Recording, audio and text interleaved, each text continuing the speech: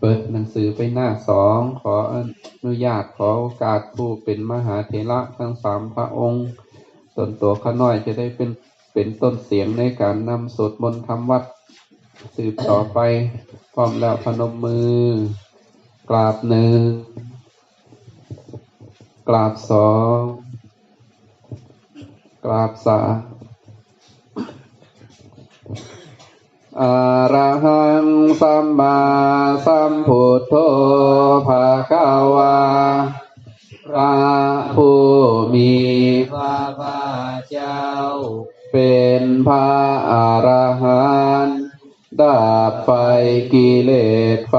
ทุกข์หมดแล้ว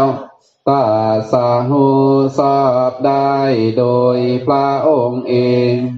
พุทธังภคะวันตังอภิวาเทมิข้าพระเจ้าอภิวาทพระผู้มีพระภาคเจ้าผู้หูผู้ตื่นผู้เบิกบานสวากขาโตภคะวะตาธัมโมพระธรรมเป็นธรรมที่พระผู้มีพระภาคเจ้าตรัสไว้ดีแล้วธัมมังนัมมัสสามิข้าพระเจ้านมัสการพระธรรมสุปฏิปันโนภะคะวะโตสาวกสังโฆพระสงฆ์สาวกของพระผู้มีพระภาคเจ้าปฏิบัติดีแล้วสังฆังนามามิข้าพระเจ้านอบน้อมพระสงฆ์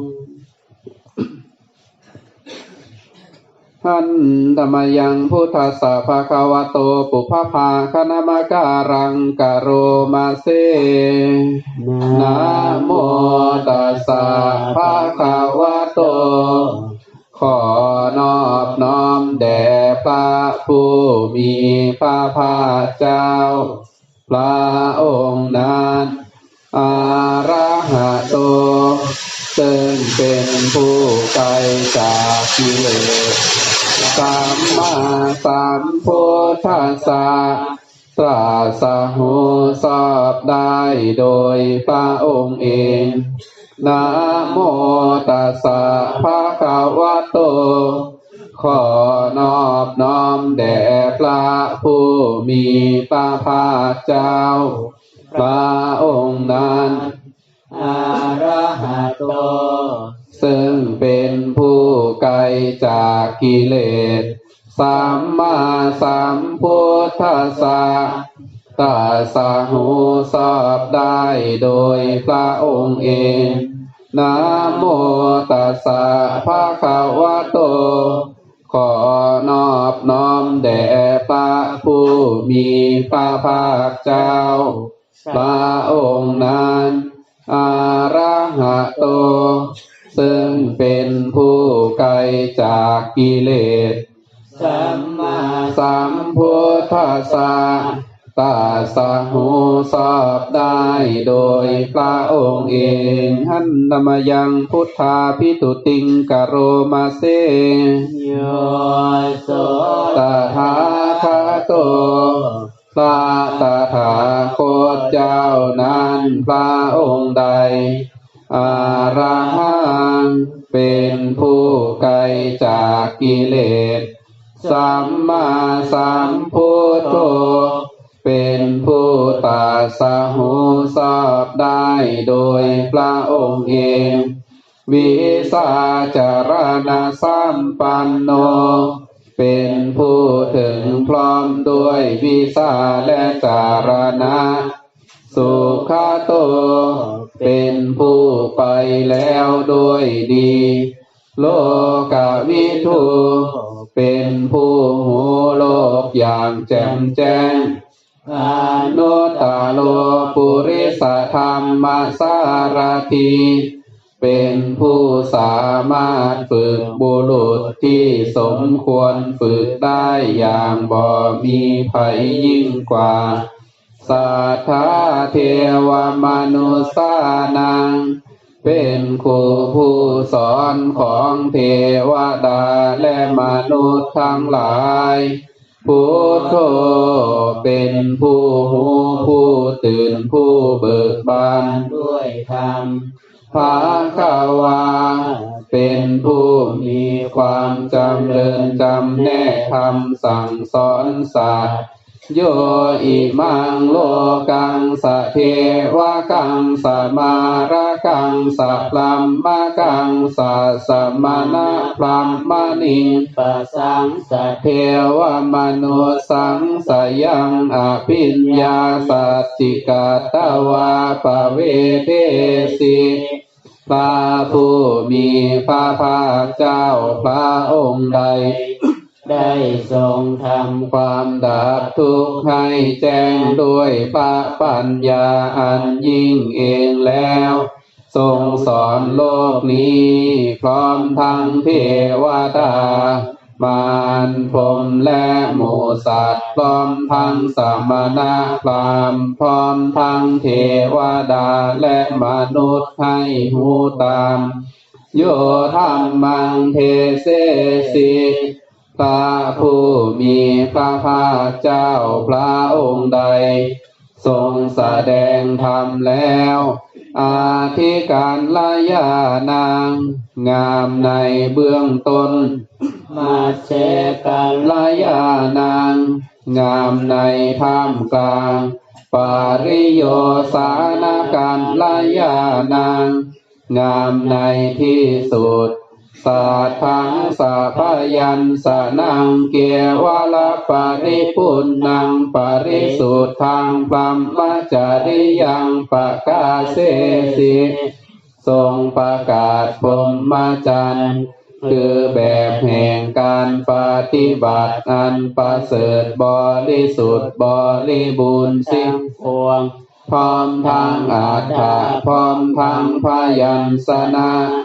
ตามหังภคะวันตังอภิปูชยามิข้าพระเจ้าบูชาอย่างยิ่งเฉพาะพระผู้มีพระภาคเจ้าพระองค์นั้นตามหังภคะวันตังศิลสานามามิข้าพระเจ้านอบน้อมพระผู้มีพระภาคเจ้าพระองค์นั้นด้วยหัวแห่งข้าพระเจ้าอันธรรมยังธรรมาพิทุติงกโรมาเสโยโสสวาคาโตภะคะวะตาธัมโมพระธรรมนั้นใดเป็นธรรมที่พระผู้มีพระภาคเจ้าได้ตรัสไว้ดีแล้วสันทิฏฐิโกเป็นธรรมที่ผู้ศึกษาและปฏิบัติต้องเห็นได้ด้วยตนเองอากาลิโก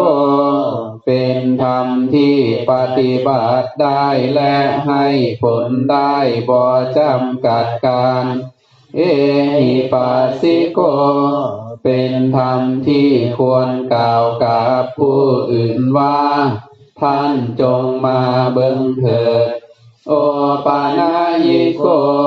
เป็นธรรมที่ควรน้อมเข้ามาใส่ตัวปัจจตังเวทิตาโพวิญโยหิ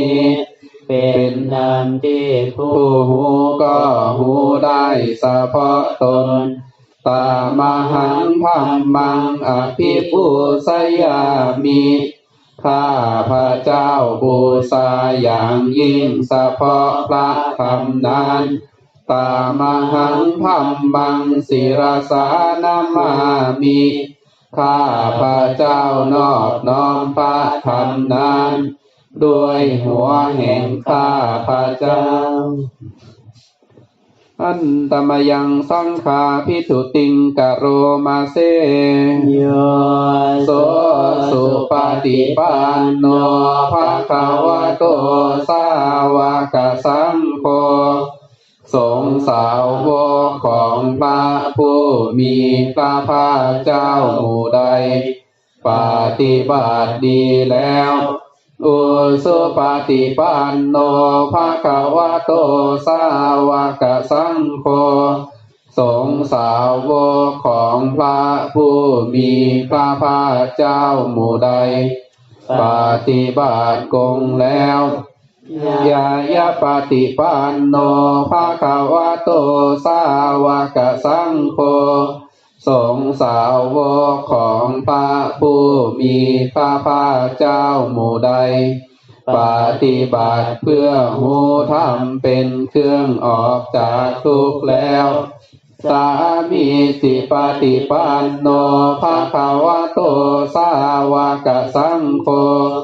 สงฆ์สาวกของพระผู้มีพระภาคเจ้าหมู่ใดปฏิบัติสมควรแล้วยาทิทางได้แก่บุคคลเหล่านี้คือจาตาริปุริสายุคานิอาถาปุริสาภูคาลาคู่แห่งบุรุษสี่คู่นับเพียงตัวบุรุษได้8บุรุษเอสะภะคะวะโตสาวกสังโฆนั่นแหละสงฆ์สาวกของพระผู้มีพระภาคเจ้าอาหุนายโยเป็นผู้ควรแก่สักการะที่เขานำมาบูชาปาหุนายโยเป็นผู้ควรแก่สักการะที่เขาจัดไว้ต้อนรับทาขินายโยเป็นผู้ควรรับทักษิณาทานอันสาลีการณิโยเป็นผู้ที่บุคคลทั่วไปควรทำอันสาลีอนุตตรังปุญญาเขตังโลกาสาเป็นเนื้อนาบุญของโลกบ่มีนาบุญอื่นยิ่งกว่าตัมหังสังฆังอภิปูชยามิข้าพระเจ้าบูชาอย่างยิ่งเฉพาะพระสงฆ์หมู่นั้นตามหังสังฆังศิลาสานามามิข้าพระเจ้านอบน้อมพระสงฆ์หมู่นั้นด้วยหัวแห่งข้าพระเจ้า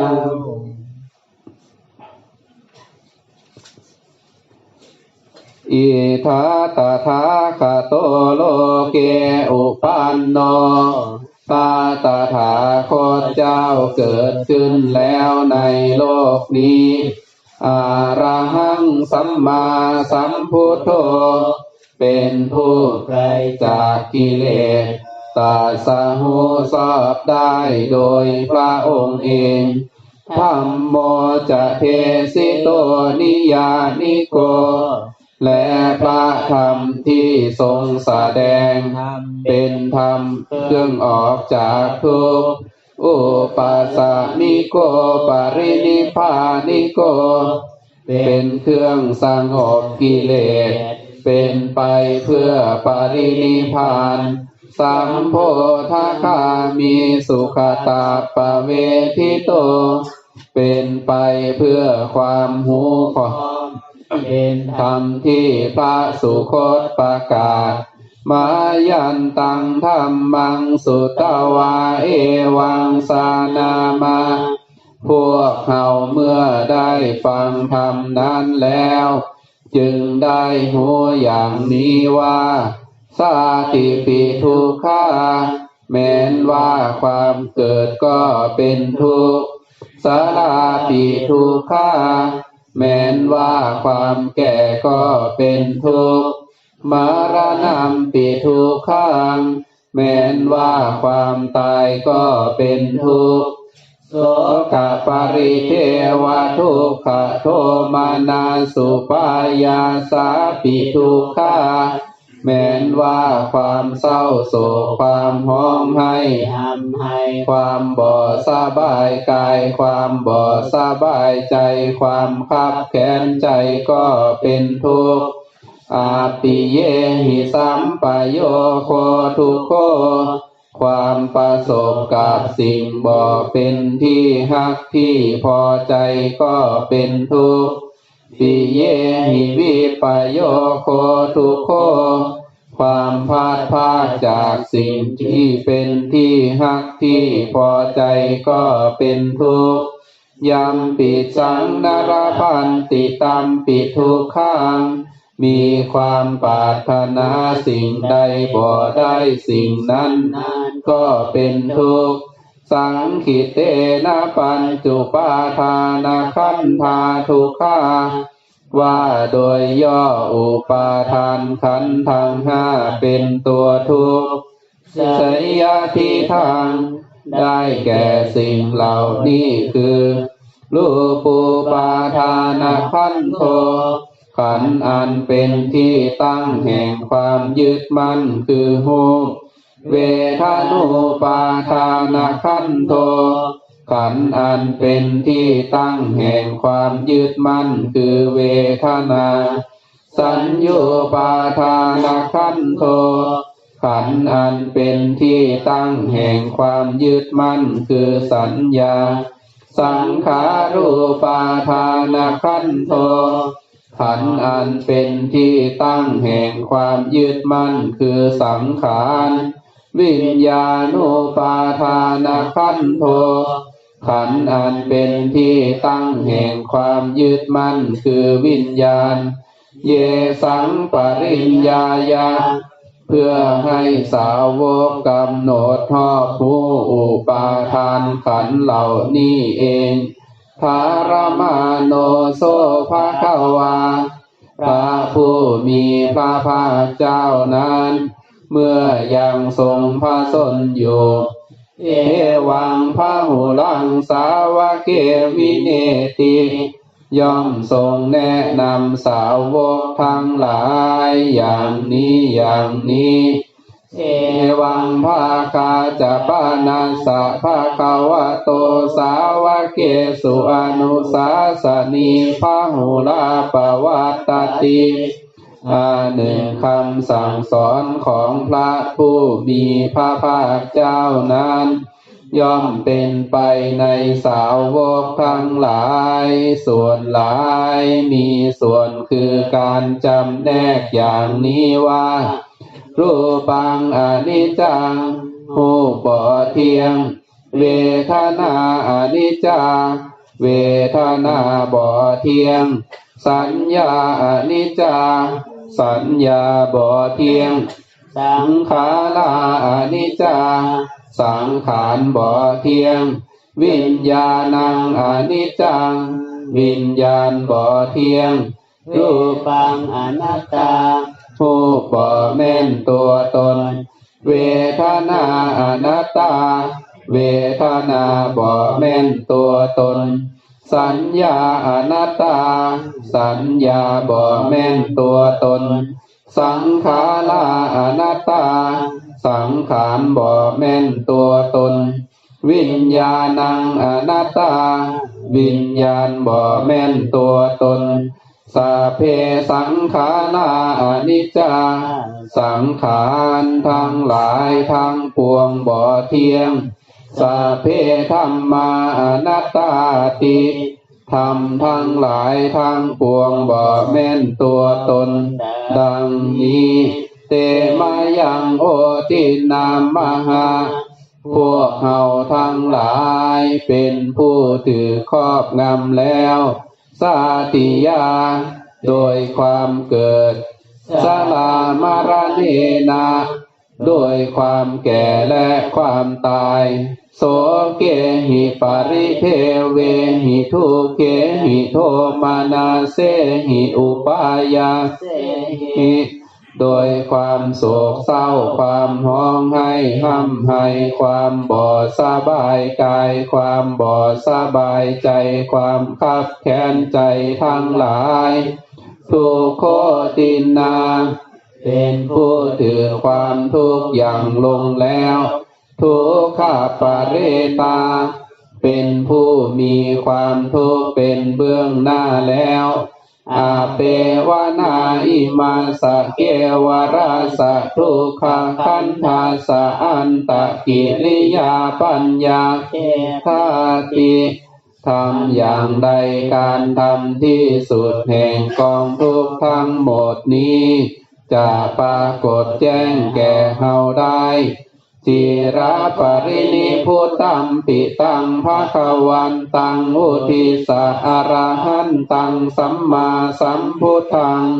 เขาทั้งหลายอุทิศเพราะพระผู้มีพระภาคเจ้าผู้ไกลจากกิเลส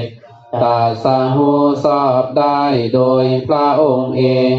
ถึงว่าปรินิพพานนานแล้วพระองค์นั้นสัทธาอาคาลาสมาอนาคาดิยังปัปภสิตาเป็นผู้มีศรัทธาออกบวชจากเฮือน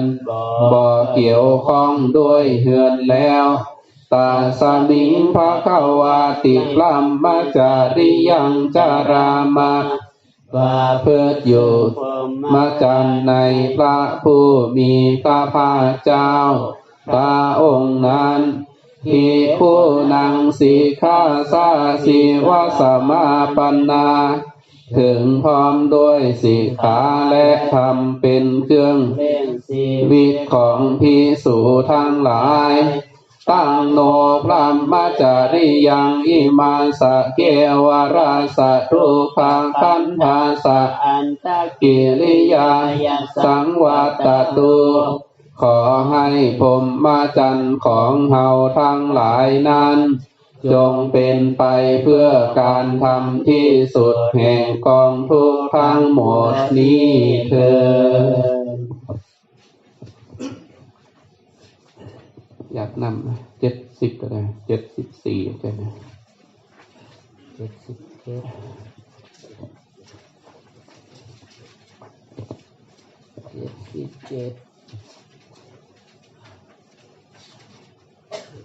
หน้าหนาวเดี๋ยวเราจะจัดกิจกรรมอีกกิจกรรมหนึ่งคือให้ความอบอุ่นแก่น้องๆในถิ่นธุระกันดารเมื่อวานมีผู้รักผู้ใหญ่เป็นให้จตุปัจจัยมาใครจะร่วมในโครงการมอบผ้าห่มเสื้อกันหนาวเดี๋ยวจะหาว่าไปหาจุดใดที่มันหนาวแต่นะเนี่ยจะออกทริปอีกครั้งหนึ่งหลังจากเสร็จงานแล้วออกทริปโดยการมอบเครื่อง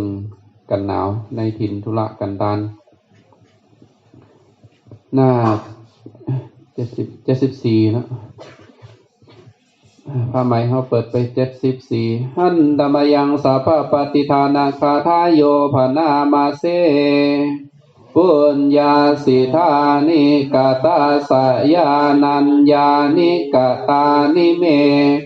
เตสัญจะภาคิโนโหนตุสัตตานันตาปมานาคาสัตว์ทั้งหลายบ่มีที่สุดบ่มีประมาณจงมีส่วนแห่งบุญที่ข้าพระเจ้าได้ทำในบัดนี้และแห่งบุญอื่นที่ได้ทำไว้ก่อนแล้วเยปิยาคุณาวันตาจะไมหังมาตาปิตาทายโยทิตาเมจะปายาทิทาวาอันเยมาชาตะเวริโนคือจะเป็นสัตว์เหล่าใดซึ่งเป็นที่ฮักใคร่และมีบุญคุณเช่นมารดาบิดาของข้าพระเจ้าเป็นต้นก็ดีที่ข้าพระเจ้าเห็นแล้วหรือบ่ได้เห็นก็ดีสัตว์เหล่าอื่นที่เป็นกลางหรือเป็นคู่เวรกรรมก็ดีสัตตาติขันติโลกาสมิงเตภุมมาจตุโยนิกาปัจเจกจตุโลกาลาสังสารันตาภวาภเวสัตว์ทั้งหลาย ตั้งอยู่ในโลกอยู่ในภูมิทั้งสามอยู่ในกำเนิดทั้งสี่มีขันธ์ห้าขันธ์มีขันธ์เดียวมีขันธ์สี่ขันธ์กำลังท่องเที่ยวอยู่ในภพน้อยภพใหญ่ก็ดียาตังเยปฏิทานัมเมอนุโมตันตุเตสยังเยจิมังนาปัสสานันติเทวาเตสังนิเวทายุงสัตว์เหล่าใดหูส่วนบุญที่ข้าพระเจ้าแผ่ให้แล้วสัตว์เหล่านั้นจงอนุโมทนาเองเถิดส่วนสัตว์เหล่าใดยังบ่หูส่วนบุญนี้ขอเทวดาทั้งหลายจงบอกสัตว์เหล่านั้นให้หูมายาทินนานะปุญญานังอนุโมทนาเหตุนามายาทินนานะปุญญานังอนุโมทนาเหตุนาสัพเพสัตตาสัทธาโหนตุอเวราสุขชีวิโนเขมาปะทันจะปะปนตุเกสาสาสิสตังสุภาเพราะเหตุที่ได้อนุโมทนาส่วนบุญที่ข้าพระเจ้าแผ่ให้แล้วสัตว์ทั้งหลายทั้งปวงจงเป็นผู้บ่มีเวรอยู่เป็นสุขทุกเมื่อจนถึงบทอันเกษมกล่าวคือพระนิพพานความปรารถนาที่ดีงามของสัตว์เหล่านั้นจงสำเร็จเถิด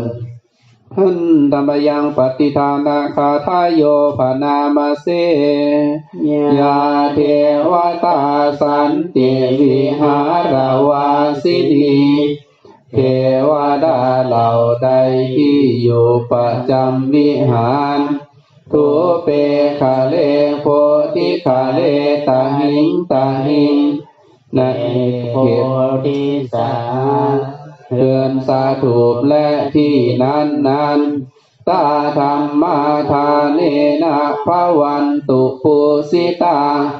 เทวดาเหล่านั้นเป็นผู้ที่เฮาบูชาด้วยธรรมทานโส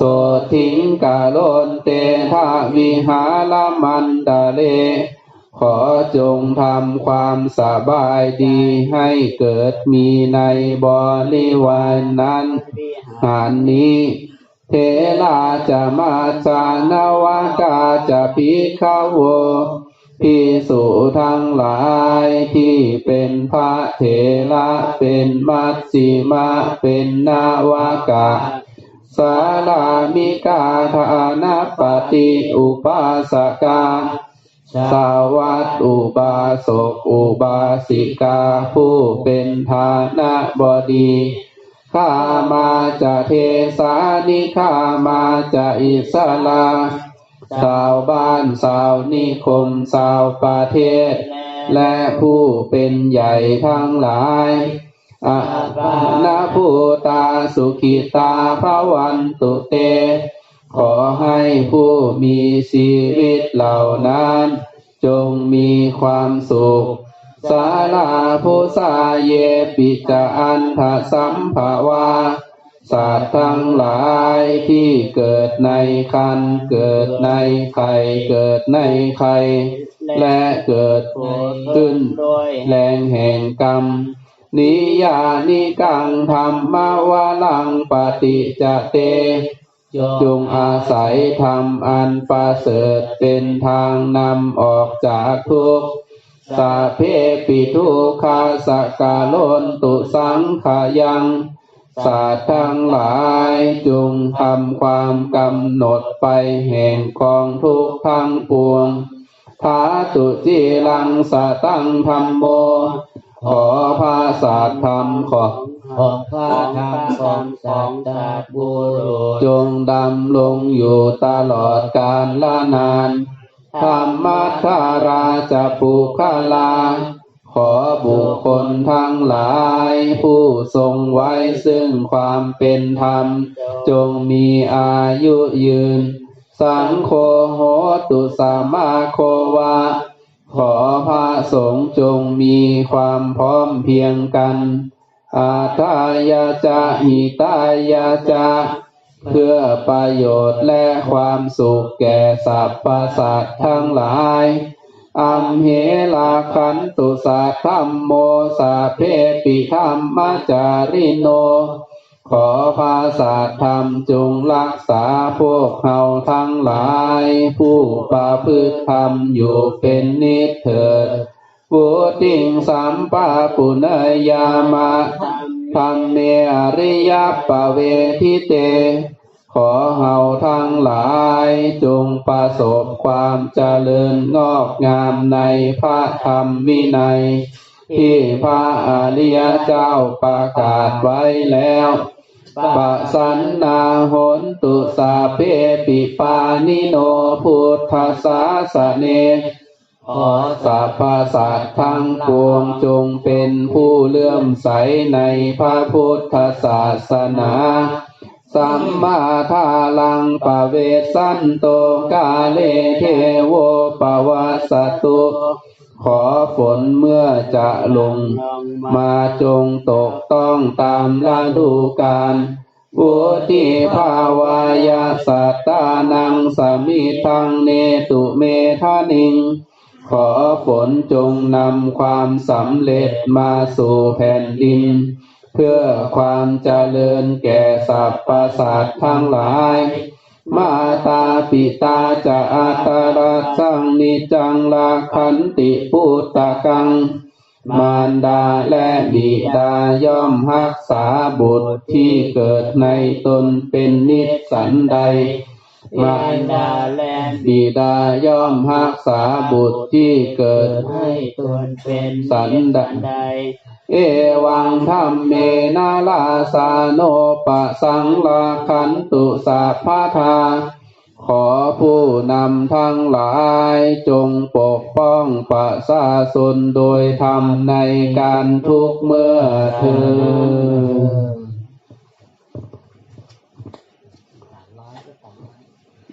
อ่านไปตัดลายบางอย่างมันบสอดกันสะดุดตกหลุมต่อไปเราจะตั้งใจสมทานกันนั่งกรรมฐานเจริญภาวนาโอกาสะโอกาสะโอกาสะโอกาสะณโอกาสบัดนี้ณโอกาสบัดนี้พวกข้าน้อยทั้งหลายพวกข้าน้อยทั้งหลายจะขอสมทานเอาจะขอสมทานเอาซึ่งพระกรรมฐานซึ่งพระกรรมฐานขอคณิกะสมาธิขอคณิกะสมาธิอุปาจารสมาธิอุปาจารสมาธิอัปปนาสมาธิอัปปนาสมาธิและวิปัสสนาญาณจงบังเกิดขึ้นในขันธสันดานพวกข้าน้อยทั้งหลายจะตั้งสติไว้ที่ลมหายใจเข้าออกลมหายใจเข้าก็หูลมหายใจเข้าก็หูลมหายใจออกก็หู3 หนและ 7 หน100 หนและ 1,000 หนด้วยความบ่ประมาทตั้งแต่บัดนี้เป็นต้นไปเถิด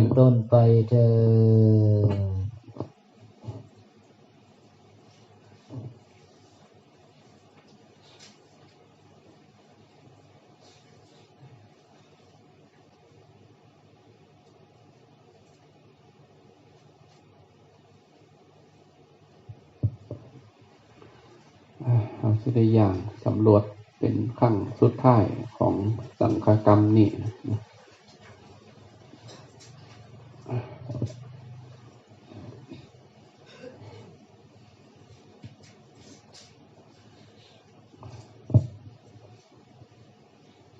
อิมัง จังกะมานัง จังกะมานัง อธิฐามิ อธิฐามิ ทุติยัมปี ทุติยัมปิ อิมัง อิมัง จังกะมานัง จังกะมานัง อธิฐามิ อธิฐามิ ตติยัมปี ตติยัมปิ อิมัง อิมัง จังกะมานัง จังกะมานัง อธิฐามิ อธิฐามิ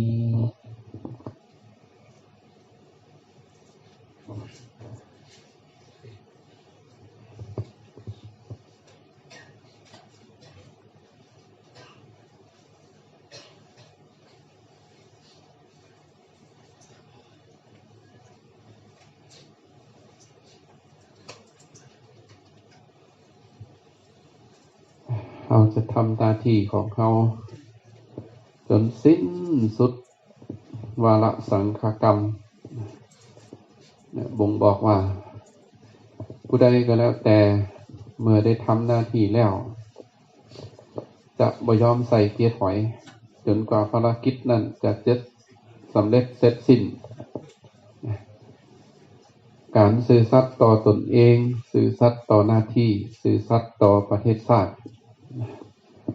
เป็นมงคลเป็นสิ่งดีงามเราจะทำหน้าที่ของเขาแค่หน้าที่น้อยๆหนึ่งเราก็ทำหน้าที่ของเราสุดเก่าสุดปลายบ่งบอกว่าเราทุกคนทุกอาจทุกองค์มีความรับผิดชอบต่อหน้าที่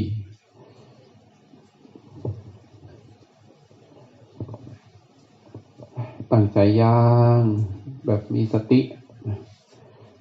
ทุกอย่างก้าวโดยการมีสติ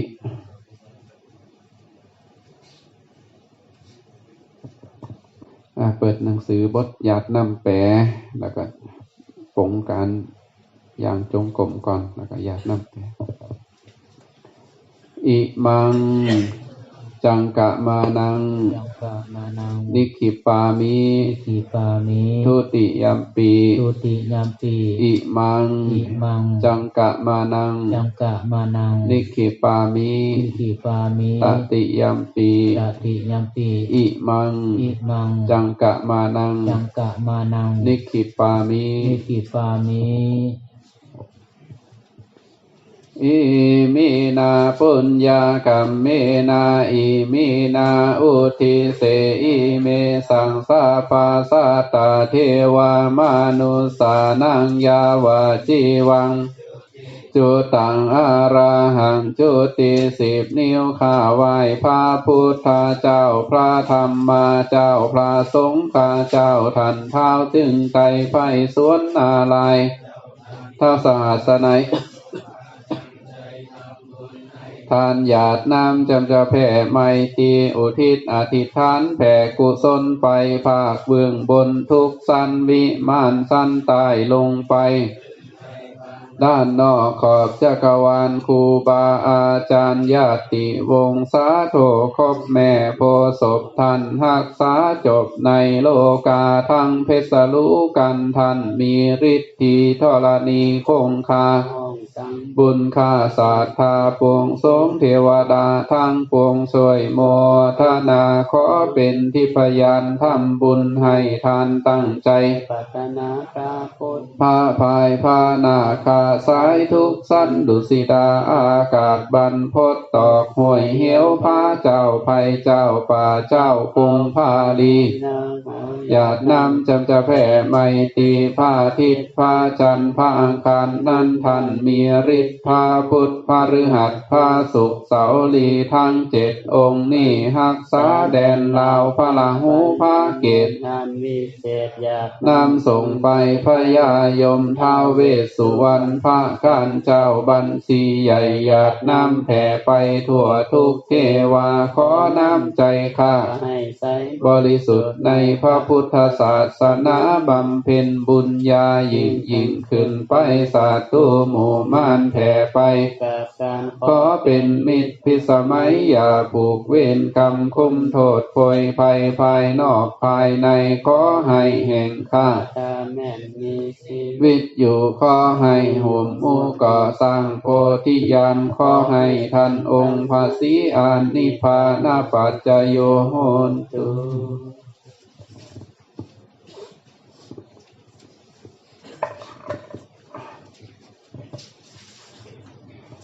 กายเยนะวาจายาวาเจตสาวาพุทเทกุกัมมังปะกะตังมายายังพุทโธปฏิคันหันตุอาจยันตังกาลันตะเรสังวาลิตุงวาพุทเทกายเยนะวาจายาวาเจตสาวาธัมเมกุกัมมังปะกะตังมายายังธัมโมปฏิคันหันตุอาจยันตังกาลันตะเรสังวาลิตุงวะธัมเมกายเยนะวาจายาวาเจตสาวาสังเคกุกัมมังปะกะตังมายายังสังโฆปฏิคันหันตุอาจยันตังกาลันตะเรสังวาลิตุงวะสังเคอะระหังสัมมาสัมพุทโธภะคะวาพุทธังภะคะวันตังอภิวาเทสวากขาโตภะคะวะตาธัมโมธัมมังนัมสสามิสุปฏิปันโนภะคะวะโตสาวกสังโฆสังฆังนะมามิ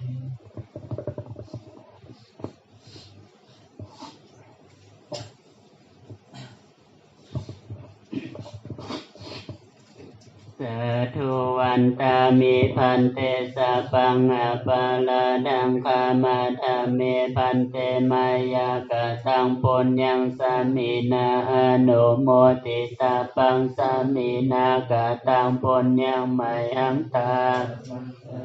สาธุอนุโมตามิวันตามิพันเตสัพพังอปาราทังคามาธาเมพันเตมายากตังปุญญังสามินาอนุโมติตาปังกตังปุญญังมัยหังตาตาปังสาธุสาธุอนุโมตามิวันตามิพันเตสัพพัง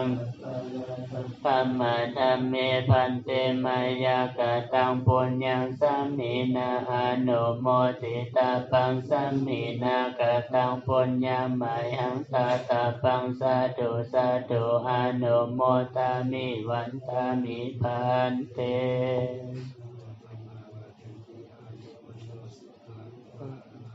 สาธุอามาพันเตวันตามิพันเต